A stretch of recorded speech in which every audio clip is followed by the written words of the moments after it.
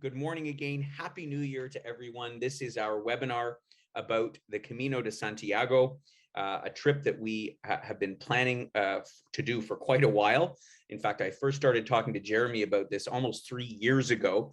And now finally, we can, I think, look forward to doing that in the spring of next year.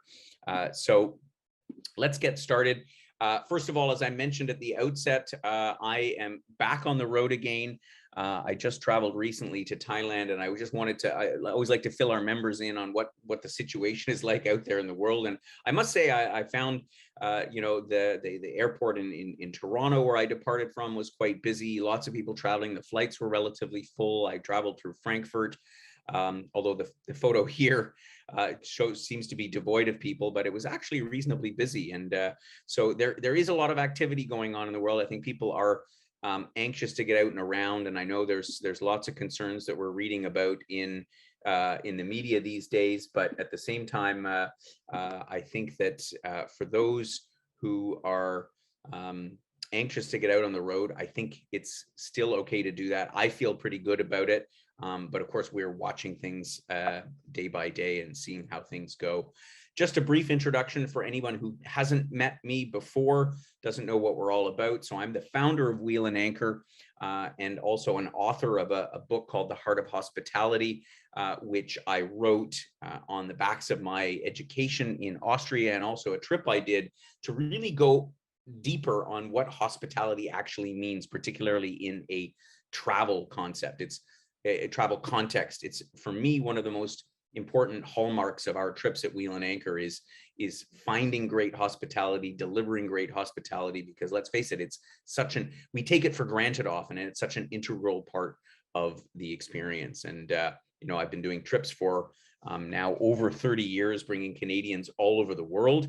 And so, as I say, hospitality is something that I pride myself on. And of course, our motto or our mission at Wheel and Anchor is bring travelers together. And if you look at these photos, I think that's what a lot of us feel like these days, kind of frustrated travelers, as we've been stuck at home, unable to go anywhere because of, the C word that we won't mention, because it comes up in every conversation. But what we're really all about is bringing people together for great experiences and getting you out of your house to be able to meet other like-minded people who just enjoy exploring the world, and exploring it with people who have that same attitude of adventure and excitement and trying new things and tasting new food and all that comes along with it. So that is our goal, our mission here at Wheel and Anchor. Joining me on the webinar today, as I mentioned, my name is Gordon. I'm the founder of Wheel and Anchor. We have Joel in the background helping us with our technical support. Paula, of course, lovely Paula, who many of you will have spoken to already. She is the one manning the front lines, as it were. Not an easy job these days. And finally, last but not least, Jeremy, who will turn his video on in a moment, I think. Jeremy, you could just turn your video on. There we go. There's Jeremy. So Jeremy is our colleague who's based out in Ireland and is an expert on the Camino, facilitates trips on the Camino de Santiago, has been doing so for a long time. Welcome. Thank you very much, Gordon. Great to be here. And hi, Paula, and everyone else out there. It's chatting to you from very wintry Ireland at the moment. Wintry in Ireland is cold and wet. It's not like up in Canada where it's fresh and snowy. But also cold. Anyway, let's not go there. Cold. I just left Canada 2 days ago, and let's just say I'm happy not to be there right now. But I won't say any more because I know a lot of our members will otherwise get jealous. Our plan today is that we are going to take you on a little tour on this part of the Camino de Santiago that we've chosen to do as a Wheel and Anchor community. Together with Jeremy, I'm going to guide you down this path, as you will, in the next 30 minutes or so, to let you know what this entails. And I think the big question for a lot of people is, why would I do this? Why would I walk specifically the Camino de Santiago? And, there's lots of great hiking trails in the world. And I think a lot of us have discovered them just over the last year and a half. in not being able to venture too far from home. But of course, you know, Jeremy's going to talk in a second about what the history of the Camino itself is. But, you know, I think when you venture out on a trek like this, and for a lot of people, I would say, I dare say the majority of people that take this pilgrimage, this hike, they may not have ever walked such a distance in their life. So it's a bit of a personal challenge. And anytime you take on a personal challenge, a physical challenge, a mental challenge, it evokes some kind of realization. It allows you to sort of disconnect from the rest of the world, you know, your normal life, the family, and all of the things that we're used to, and reflect. And I think that my sense is, and Jeremy, you might have a comment on why you find people, you've obviously done it yourself a few times, but why you think people do it. But I think it's a lot about reflection and sort of just stepping out of the regular world. Absolutely. I mean, walking the Camino has become a bucket list for pretty much everybody around the globe now. And it's really, since the 90s, it's really come on in strength and power. And a lot of its success is down to the more and more people walking it, and then the facilities being set up along the route. And that's just been kind of on a logistical level. And so it's able to facilitate a huge amount of people walking it now. But I mean, as a pilgrimage, and you're talking a little bit about why people do it and the journey and the reasons. And I mean, the reasons are all everything and all. And that people want to get out and about. They want to see things, specifically now with the atmosphere we're in. Doing something like the Camino keeps you out in the open. It keeps you moving. It keeps you away from other people in a sense. So it's really a perfect product. The pilgrimage part of it, I mean, it's that for me, a lot of people ask me, what is a pilgrimage? Why do people do pilgrimages? And it's really about the journey. And I think no matter how you journey in another country, whether it's on foot, on horse, on bike, or on a bus, you learn so much about that country, and that in itself becomes a pilgrimage. And you get a feeling of that country. And what the Camino really does, because you're moving slowly on foot, is you get a real feel for where you are, what you're doing it, and why you're doing it. And sometimes when we come to the end of that pilgrimage, it's sometimes an anticlimax, because the pilgrimage is the journey, and that's where you start to feel it during the journey. Yeah, you capture that, I think, exactly perfectly, because, you know, travel these days has become sort of frenetic and hectic and all the rest of it. I mean, less so at Wheel and Anchor, because we try to do programs where we take more time and we're not in a rush and we can really get to know it. And so this one is truly the epitome of the journey being the destination, as it will. People have been doing this for a long time. I mean, this goes back centuries, I think. So in the meantime, millions of people have walked this route. Give us the highlights of how this all came to pass. Well, I mean, I'll try to be brief, but the history is huge. Essentially, St. James, who is entombed in the cathedral in Santiago de Compostela. So St. James was an apostle of Christ. And after the crucifixion, or before the crucifixion, Jesus told everybody, all his disciples, to go forth and spread the word of Christianity. And I suppose they picked different directions. Some of the apostles went as far as India, some went into Northern Europe, and St. James was kind of tasked to going into Western Europe, which he did. There's even rumors that St. Patrick of Ireland was St. James, so he made his way up to Ireland and spread the word of Christianity. And that's an interesting conspiracy theory, if you like. But he did spend a lot of time going up and down the western seaboard of Europe, so Portugal, Spain, even into France. And you're looking at a lot of the Celtic regions, the Basque region, and the Brittany region of France as well. And he did make it back to Jerusalem, where the infamous Pontius Pilate lopped his head off. And the story goes that some of his followers brought him back in a boat to the coast of Spain, where they walked inland from the coast and they buried him. And about 800 years later, a very enterprising shepherd found a body on a hill, went to the local bishop and said he thinks this needs to be looked at. And the local bishop said, "Oh my God, it's St. James." And from there, the legend grew. And this is a really brief. But you know, St. James, the Moors were coming up through Spain, capturing a lot of Spain around that time, and they needed a figurehead to I suppose to entice people to come. And famously, El Cid There's a big battle in the moors against the Moors, and St. James has reputedly appeared on a white horse, a stallion with a sword, and he helped beat back the Moors at that fight. And you'll see St. James depicted in a lot of paintings with as a knight with a sword as well. So it is very interesting. There's all sorts of rumors and histories and legends around it. But essentially, from that point, people started to make the pilgrimage to Santiago de Compostela. And if you made the pilgrimage and you kissed the tomb, you were absolved of all your sins before you went to heaven. So it became very popular with all the nobles, all the crusaders, and then obviously grew. And in a sense, this is how holidays started. So pilgrimages is how we first started taking holidays. So essentially, I'm Mr. Smith in the UK, and I need to go and absolve myself of all the bad sins I've done. So I'm going to take some time off from life, and I'm going to walk to Santiago de Compostela. I'm going to kiss the tomb, and I'm going to be absolved of all my sins. And it really has journeyed since then. And if you look at the map of all the routes to Santiago, it's not just what we call the French way, the route that you and your team are going to walk. It comes in from all over Europe, and coming from Ireland, you can get the boat across to France and walk a route. From the UK, you can get a boat to northern Spain and walk a route. It comes up from Portugal, it comes from southern Spain, it comes from eastern Spain. I mean, there's documented over about 25,000 kilometers of routes just within Spain, Portugal, and France, and exactly. It does stretch beyond that. So it is absolutely, it's a massive thing.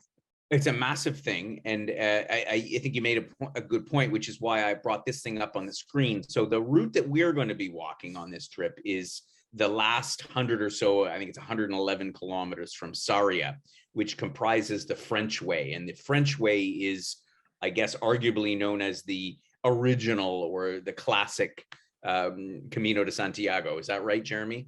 It is. It's what people have majority of people walk. So if you look at the border between Spain and France there on that slide, just kind of in the middle of the border, there's a little place called Saint-Jean-Pied-de-Port. No, if you move, yeah, exactly there, right there. So Saint-Jean-Pied-de-Port is a town just on the kind of border of Spain and France. That's the starting point of the French way. It crosses the Alps or the Pyrenees in one day into a little town, monastery town called Roncesvalles, and then continues along as exactly the pointer is going, about 760 kilometers to Santiago de Compostela. And your team are walking from Sarria, which is definitely what most people who do the Camino do, is walking, as you said, about 111 kilometers from Sarria to Santiago de Compostela. And these days, by doing that, you do qualify for the certificate and the completion certificate as well. And so you will be absolved of all your sins by doing this. You don't have to do the whole pilgrimage. So yeah, there you go. So I think in the interest of our members, we opted not to do the whole 760 kilometers. We're just going to do the last 111. That counts. And so just to give a brief overview, we start and begin in Santiago de Compostela, which you can see from the inset map is in the northwestern part in the so-called province of Galicia in northwestern Spain. Which in and of itself is a beautiful part of the country, worthy of more time in and of itself. But in any event, we fly into Santiago de Compostela. We spend a night there. We gather together and witness this beautiful city, which you'll want to spend more time in. And we do have a couple of nights at the end. We'll then travel by coach to the beginning point, a couple hours drive out to Sarria, and begin our pilgrimage, which we're going to take you through, give you a brief overview day by day, and then end up back in Santiago. And I think, of course, a lot of people want to know, how hard is it? I mean, this is sort of the big question. So we put this little chart in here that details sort of the ups and downs a bit. The first couple of days, a bit more challenging.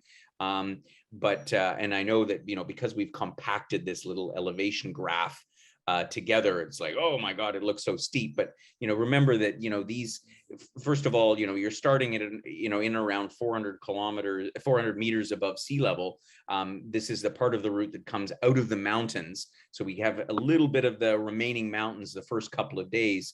But we're going up and down sort of in a span of about 300 meters over the course of, between 10 and 20 kilometers every day. So, while it's a challenge, it's not crazy. I think, is that fair to say? It's quite doable. And we've also, some people do this last 100 kilometers in a week, and we're doing it in 10 days.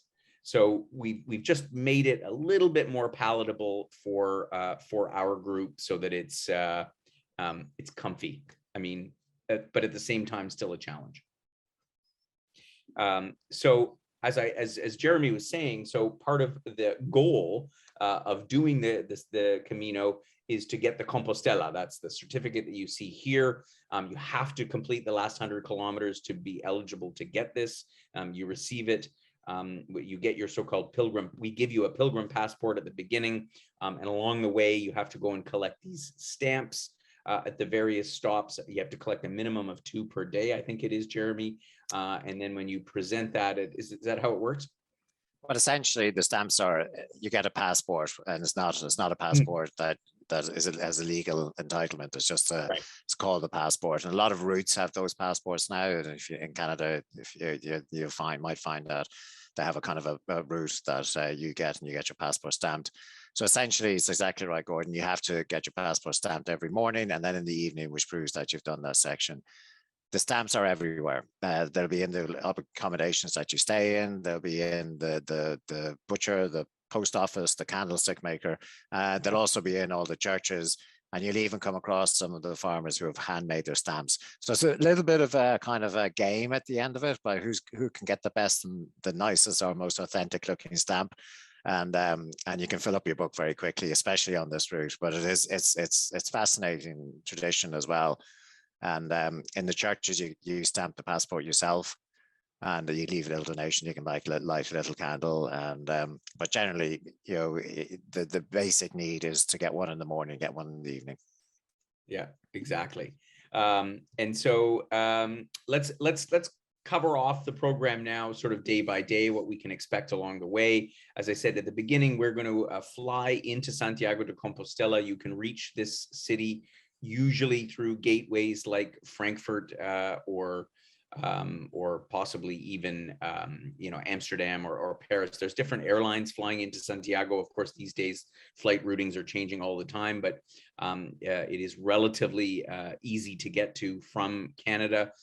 We'll arrive in Santiago, and you'll have really just a chance to just relax and stretch the legs from the flight over, and you'll really be taken by this really spectacular city that is, it's known for being the end point of the Camino de Santiago, but in and of itself, it's deserved of more time, which is why we've added a couple of days at the end, because I think mostly we're going to want to rest up, meet our other pilgrims or other travelers before venturing off the next day, when we will take our minibus up to Sarria. It's about a 2-hour drive. So we'll have a sort of a relaxing transfer up there. We'll get into Sarria. And as you said, Jeremy, Sarria is where a lot of people, the majority of people, start their Camino. What's the vibe like there? What's the ambiance? I definitely recommend when you're there to go out into the kind of the old central square and kind of just sit and have a coffee or a beer even. And you'll get a sense of people who are starting their Camino like yourselves in this town. And then you have a lot of people who have walked from St. Jean or possibly even beyond. So they've walked around 650 odd kilometers, and you'll hear, and they have absolutely loved telling their story and showing their blisters and their sore feet and how much gear they've left behind. And it's just fascinating. And the Camino is very open for other pilgrims to talk to each other and meet each other and chat with each other. It's always, oh, how are you? Where are you from? Where are you starting? Where are you going to? How long have you walked, or have you just started? And once that conversation starts, it doesn't stop. And you'll hear fantastic stories, and even just earwigging is fascinating. So it's a great place to be. So I definitely recommend you go into the central square and just hang out and listen and get a feeling for the whole thing. Yeah, definitely. And so, and most of all, psych yourself up for the 100 kilometers you're about to walk. Along the way, I mean, we stay in, different kinds of accommodations. I think this is always a question that we like to talk about. And the accommodations are modest. I mean, there's no fancy hotels along the way. It's not really what this trip is about. But I think for the most part, they're pretty comfy. I mean, how would you describe it, Jeremy? I mean, how, they're like guest houses, they're, small hotels.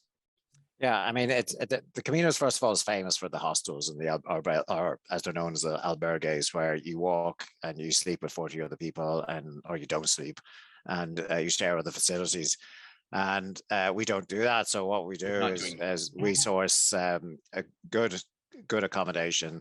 And again, you're in a very rural part, an old part of Spain. So the actual availability of, let's say, what we would call destination hotels just doesn't exist.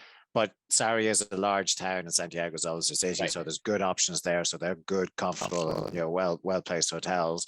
But all the towns in the middle are very rural market towns of Galicia. Hmm. So, they're great hotels. They're usually run by local people. There's always a great atmosphere in them. There's always a mixture of kind of mostly other Camino walkers with some local people staying in them, and and again you get a real sense of what the location is about and how it works. And Galicia is a fascinating place in itself, that region of Spain. So it's quite unique, as many regions of Spain is. This is unique, and you'll get a good feel for it. Absolutely. And so we I think the important point is we're not staying in hostels. We're not doing that Camino. And these are family run type places. So we'll have breakfast there every day. We'll have dinner in the accommodations as well. So all that part is taken care of. So you can focus on your pilgrimage itself, and also have this is also where you meet these other interesting people along the way.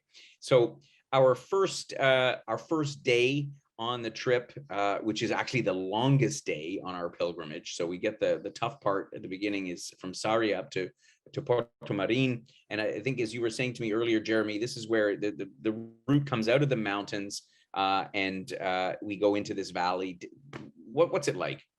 Well, I wouldn't call them mountains. I'd call them hills. They're Hills. not mountains. It strikes fear into people. They're not mountains. They're definitely hills. So what you're looking at there is actually the approach into Portomarín. So you'll walk from that, if you see yonder, that hill, you'll be walking from there down into this valley here. It's a huge river gorge, longest river in Galicia. And you'll see that bridge then, and that'll be the end of that day. And there's always a big relief when you see that bridge, and the town is literally just perched to the other side, which this photograph would have been taken from. So it's quite rural. It's a really good introduction into what you're going to experience for the next 8 or 9 days. And with the Camino, with walking, there is no rush. There's never a rush. There's not a race. You don't need to walk fast. You don't need to keep up with the people in front of you. It's a very well signposted route. The yellow arrows are very important. So back in the 90s, a local priest went out and pretty much sprayed yellow arrows all over the route. These are correct. Do follow them, and they've been kind of kept updated throughout the years, so they're great. And there's also the traditional Camino markers that tell you how far you have to walk to Santiago. So don't worry about getting separated from people. There's always people in front of you with a backpack, and just follow them. I do say though, if you feel like you're lost, you probably are. Just turn around and go back to a point where you went To from. the last point. I mean, and we'll of course have our a local guide that's going to join us and sort of lead the way, as well as a host, possibly myself or one of our other hosts. So you'll be well looked after. And as you say, it's not impossible to get lost, but it's possible. It's unlikely. Let's put it that way. In a group, is very unlikely, but you do need to walk at your own pace. Don't try and walk outside of your pace. The guide will be at the front always, and he will work his way up and down the line, and you'll have somebody at the back, just making sure no one gets left behind. So we've done lots and lots and lots of groups, and I don't think ever really have had a problem. Yeah, exactly. And so the beginning of the trip, we are in this really rural landscape of Galicia. So small villages and so on. And, our second day is actually our biggest ascent. So we walk up 350 meters, but over the course of 11 kilometers. So, while it's an uphill walk, the good thing is after this, it's almost every day ends up being a downhill walk mostly.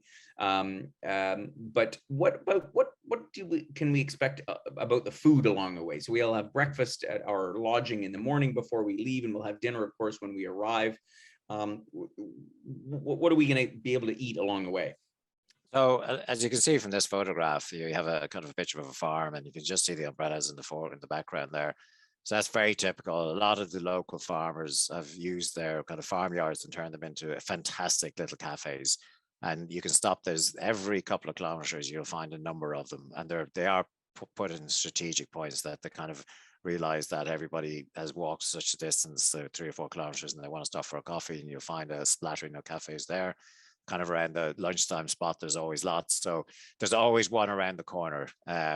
And they are, yeah, the food is fantastic. It's very reasonable as well, and you can feed yourself very well. And again, you'll meet a lot of other walkers and Camino pilgrims who will love to chat about their experience and their journey.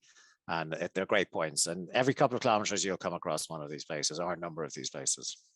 Yeah, cool. And so yeah, I'm not too worried about having enough food along the way, because as you say, I know that there's a lot of places to eat.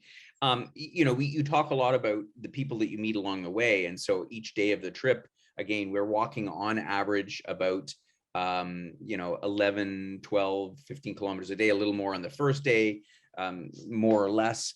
And so it's really about the other people that you meet, because this is what I've heard from friends that have walked the Camino. It's amazing the friendships or at least the connections that get struck up. Yeah, absolutely. And it happens naturally. You obviously have to be a little bit open to it, but it's really impossible not to meet other people on the Camino. But there is a lot of other things along the way. And while the journey is the experience and seeing how life kind of keeps flowing on while you're walking through it, there's lots of little churches along the way, and they're definitely worth a little visit. You just need to be a little bit respectful. If there's happens to be a service going on in there that may be a funeral or wedding, you obviously don't. But otherwise, you're very welcome to come in and experience the church. So in Portmarin, there's the Romanesque church. Just as you come into Portmarin, there's the Romanesque church. It's definitely worth a visit. As you approach Palace Threy, there's a church in a little hamlet called Erex, which has sculptures of Daniel, and he has with other pilgrims and animals as well. So, and these places are dotted everywhere. And that's why I say you don't need to rush your walk. You just take your time. You've got plenty of time to do this in a single day. You're a couple of hours in the morning, nice long lunch, a couple of hours in the afternoon. So you'll definitely have plenty of time to stop, rest, and enjoy. Exactly. That's the point. It's at your own pace. You're there for the reflection from this, for your journey, whatever that happens to be. And so as we gradually make our way closer to Santiago, it starts to get a little bit more urbanized, I guess you were saying. And Melide, you were mentioning to me before, is an interesting little town that we stop at. Yeah, Melide is funny enough. You're looking at a very rural picture. It's very green. It's could be Ireland even, but we're actually quite close to the western seaboard. And the seafood in Galicia is amazing. Specifically in Melide, they're famous for what's called a dish called pulpa, which is octopus, and it's essentially they boil it all down, and then they'll do a bit more to it, and then they'll put paprika on it, and they give it to you in a plate. So it's a plate full of octopus. It sounds a bit quirky, but it's absolutely lovely. Most of the bars on the main street will serve this, and I definitely recommend that you go and experience it. The famous tapas of Spain, and you walk into a bar, they literally feed you, and you feel like you won't need any dinner while you have a drink. And Melide is definitely a highlight for that. Yeah, there you go. So that's, again, it's the cuisine, I think, in Galicia is so well known. It's unique. You may not have tried something like that. If you've never had octopus served on a plate before, I've had it. I think it's amazing. It's not for everybody, but I mean, the worst case is you can share it with your pilgrimage partner, and lots of delights to be had along the way. As we make our way get closer, I mean, there's also opportunity to see, I think, a few other things along the way. This looks like a big hunk of Galician cheese. Yeah, I mean, yeah, these are things you will experience, and you'll find that the local farmers will be selling their wares, and it is out of their backyard. So you'll see a lot of them selling oranges, fruit, essentially, and sandwiches and cheeses, obviously. So there's the famous sheep cheese from Galicia, and you can pick it up along the way. Just be cognizant that you will have to carry it for a few kilometers before you get to your main bag, which we do transfer each day. Yeah, so that's a good point. It's good to have your day pack, but not too much in it. Exactly. So that's a good point I wanted to raise, Jeremy. Of course, you know, we, as part of the trip, we transport the luggage from one hotel to the next, up to 20 kilograms, which is adequate for a trip like this. So all you need to actually walk with is like a backpack, a small day pack. And then it's really up to you how much you want to take. I mean, you know, you could have 10 kilos worth of camera equipment if you really wanted to, or if you buy this piece of cheese. But, you know, to Jeremy's point, whatever you shop for along the way, you have to remember you got to carry it. Yeah, I mean, I definitely, yes, again, the location, there's always a chance you might get some rain.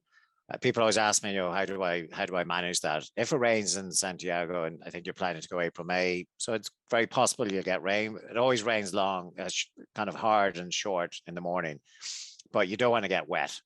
So I always say to people, listen, good walking coats are great, but you have to take your backpack off, you have to unzip your backpack, and you have to put your coat on.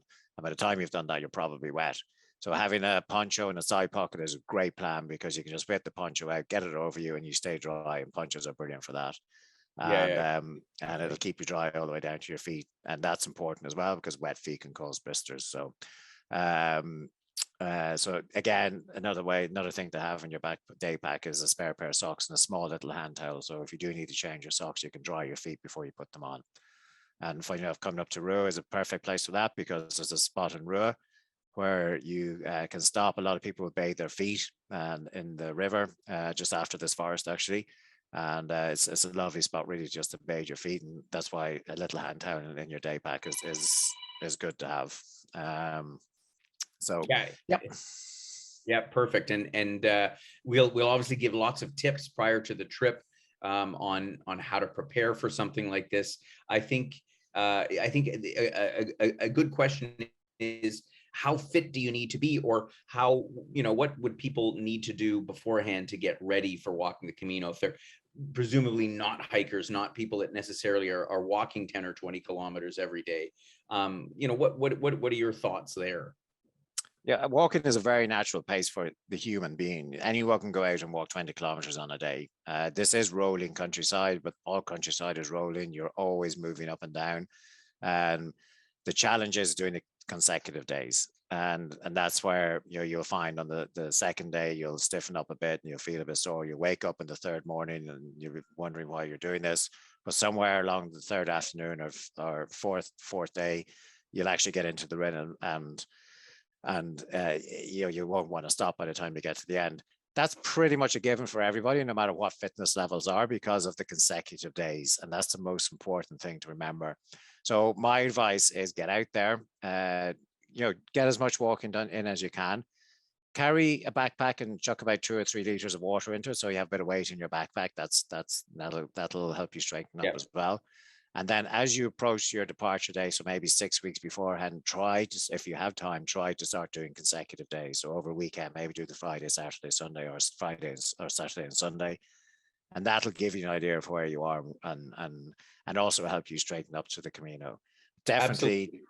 Yeah. Don't take it lightly, and don't think I can just go and do this. You can, but you know, you're going to enjoy it a lot more if you do a bit of prep. If you're a little bit prepped. But it raises a question: if somebody is tired along the way, and really, or gets a blister, or, you know, has a minor injury or something like that, what happens in that case? How can we deal with that situation? Yeah, I mean, it is, in a sense, you've got to get to where you're going. But if you do get tired, or if you have a slight injury, or you don't want to aggravate a blister, to get it sorted so you can walk the next day, the best thing to do is have a chat with your guide, or your leader, and the guide will definitely know good local contacts to get a taxi to pick you up and bring you to the next hotel. That's probably the best and easiest thing to do. At the cafes as well, if you feel you've had enough, is to stop there. And the cafes all have local taxi driver numbers, and they will you know, you'll be able to contact the taxi, and they bring you to your next hotel. So a good thing to do is always have your next hotel information to hand, just in case you're just in case on the very rare occasion that you may be separated from the rest of the group for whatever reason, that you know where you're going to the next hotel. Also, when you leave your hotel that morning, there's always taxi cars on the counter. Pick up a taxi card. So again, if you are isolated for every reason, you can call a taxi. The Exactly. Camino, Yeah. while you're in a very rural location, you're never far away from actually the main road, and but you never see it really. I think you do a little bit of road working at the start of each day to get out of the town that you're in, and you're straight into trails like you see here. But you're never that far away from a road, so don't be concerned or worried that you're completely isolated. You're actually not. And we've got the host and our wheel and anchor host and the guide, so you are in good hands. This is the if there is a way to do a luxury tour of the Camino, this would be it, just in terms of the fact that we have all that sort of handled for you. So we gradually approaching Santiago, and some of the things that you see along the way. I mean, there's the churches and so on, but what I think is neat is all these little iconic things that people leave behind as I knew what you call them, but I mean, people create these little crosses and hang them up. You mentioned before as well, like they'll string up their old hiking boots. Yeah, you'll see this a lot on the route, and even from Zaria. A lot of and people are doing the pilgrimage for a reason, and that their own personal reasons, and it could be anything, or it could be sad, it could be celebratory, and they do leave a token, and you'll find that they'll make a cross and they'll put it on the fence like this. You'll see a lot of little stone piles as well that's developed over time.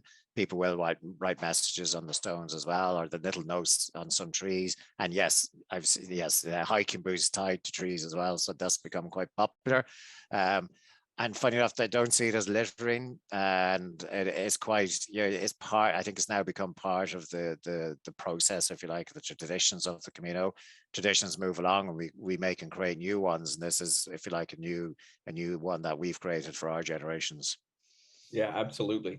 Absolutely. And so there's something as well our members can think about, is if there is a little thing that's meaningful that you wanted to leave behind, it's something, a possibility as well. So by the time we reach the 10th day, we'll be making our way the last stretch into Santiago de Compostela, and which is 10 kilometers. So it's one of the shorter days, but at the same time, once we get into the city, you've got to navigate the traffic lights and all the rest of this kind of thing. But I think that arriving there will be, I think, a welcome sight. But as you say, it'll be bittersweet because it'll be over at that point.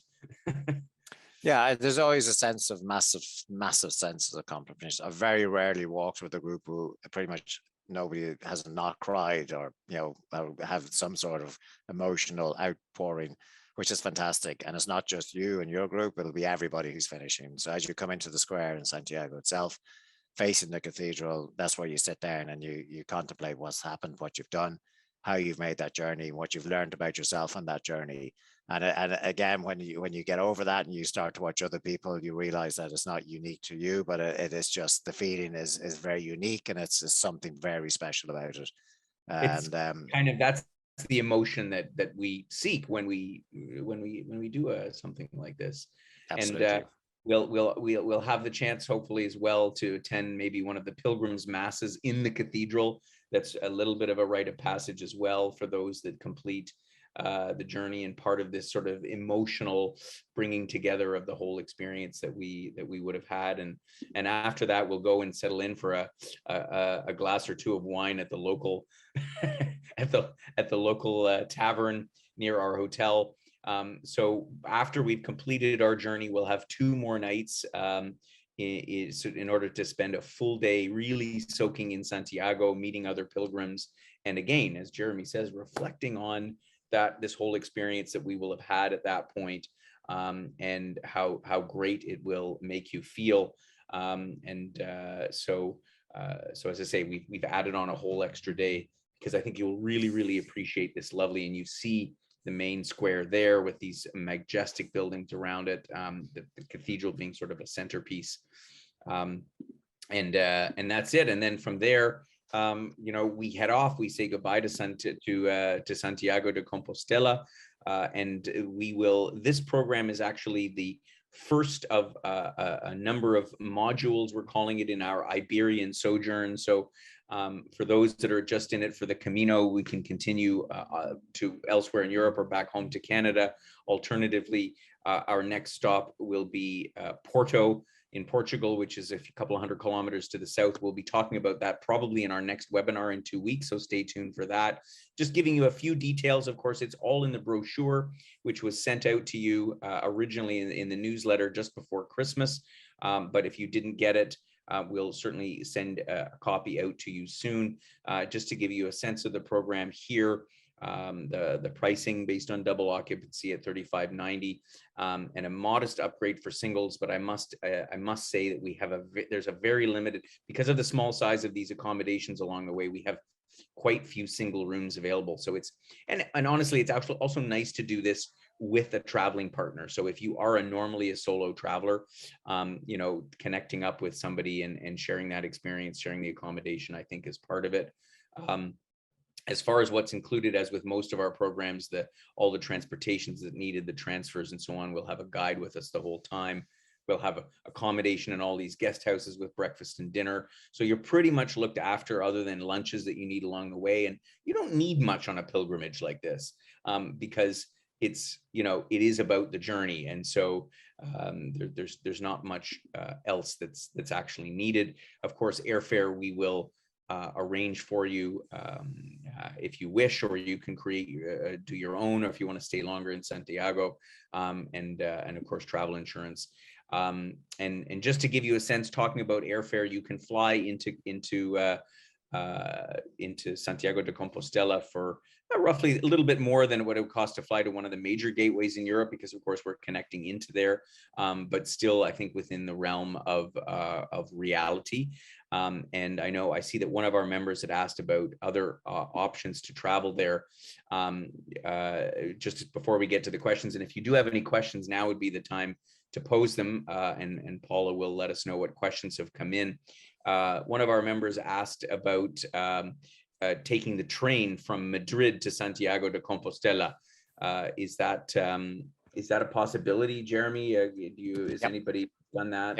Yep, 100%. You can get your taxi from the airport straight to the train station, and a direct train to Santiago de Compostela. I mean, it's going to have stops, but you don't have any changes.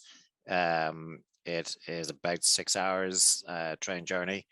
And you can book your tickets on Renfe, R-E-N-F-E, which is the Spanish train network. It's very simple to do. So, and not a bad way to travel either. Yeah, so in Madrid, at least previously, there were direct flights from Toronto, for example, into Madrid. So it's certainly another option. Yeah, and just the local Spanish airline, which name has just escaped me for some reason. Iberia. No, the internal one, the domestic one. Yes. Yeah, it's like your train ticket is actually going to be the same price as a flight from Madrid to Santiago, and it takes an hour. So, you know, I would recommend that possibly you connect up with from Madrid to Santiago, because shouldn't add that much more to your ticket. And or, you know, if you want, if you feel there is being an elevated cost added to your ticket just for that transfer, you could fly into Madrid on the night, spend the night there, and then the next day maybe fly up into Santiago, which is not a bad thing to do.